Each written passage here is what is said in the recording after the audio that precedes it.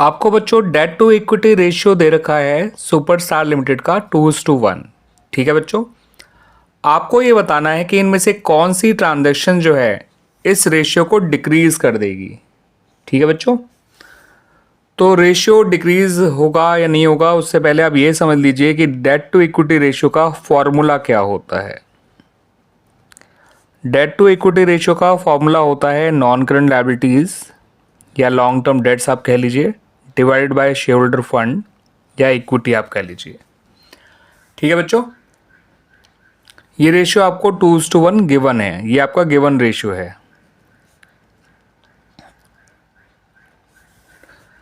अब पहली ट्रांजैक्शन देखते हैं। इसमें क्या है, purchase of fixed asset on a credit of 2 months. Fixed asset यानी कि एक नॉन करंट एसेट और 2 मंथ्स का क्रेडिट है यानी क्रेडिटर्स और यानी कि करंट लायबिलिटी। अब इस ट्रांजैक्शन में नॉन करंट एसेट इन्वॉल्व है, करंट लायबिलिटी इन्वॉल्व है। ठीक है बच्चों, इनमें से तो कुछ भी इन्वॉल्व नहीं है, तो इससे कोई आपका रेशियो ना इंक्रीज होगा ना डिक्रीज होगा। सेकंड पे आ जाते हैं, purchase of fixed asset on a long term deferred payment basis. तो फिक्स्ड एसेट तो इस बार नॉन करंट एसेट है, मगर जो long term deferred payment basis के बाद में बात कर रहे हैं, इसका मतलब ये लॉन्ग टर्म बोरोइंग की तरह है, लॉन्ग टर्म लोन की तरह है। तो इसका मतलब ये एक नॉन करंट लायबिलिटी इन्वॉल्व है। तो यहाँ पर नॉन करंट लायबिलिटी इंक्रीज हो रही है, और जब नॉन करंट लायबिलिटी इंक्रीज होगी यानी किसी भी फ्रैक्शन का जब न्यूमरेटर इंक्रीज होता है तो रेशियो इंक्रीज हो जाएगा। तो दिस रेशियो विल इंक्रीज या इम्प्रूव। हमें चाहिए ऐसे ट्रांजैक्शन जिससे रेशियो डिक्रीज हो रहा हो, तो ये भी नहीं हो सकता। सी पर आते हैं, issue of new shares for cash. Cash एक करंट एसेट है और शेयर होल्डर फंड का पार्ट है, दोनों बढ़ रहे हैं।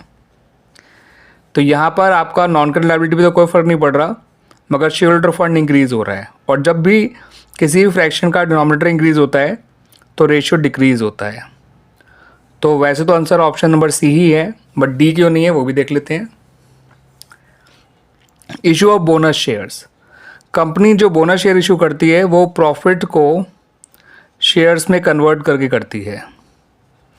अब प्रॉफिट और शेयर्स दोनों ही शेयर होल्डर फंड का पार्ट होते हैं, तो उसका एक पार्ट इंक्रीज हो रहा है, दूसरा पार्ट डिक्रीज हो रहा है। ये इंक्रीज हो रहा है, ये डिक्रीज हो रहा है बाय द सेम अमाउंट। तो ऐसे में शेयर होल्डर फंड पे कोई फर्क नहीं पड़ेगा, ना ही नॉन करंट लायबिलिटी पर कोई फर्क पड़ेगा। दैट्स वाई रेशियो अनअफेक्टेड रहेगा। तो only C is the right answer. Issue of new share for cash will decrease the debt equity ratio.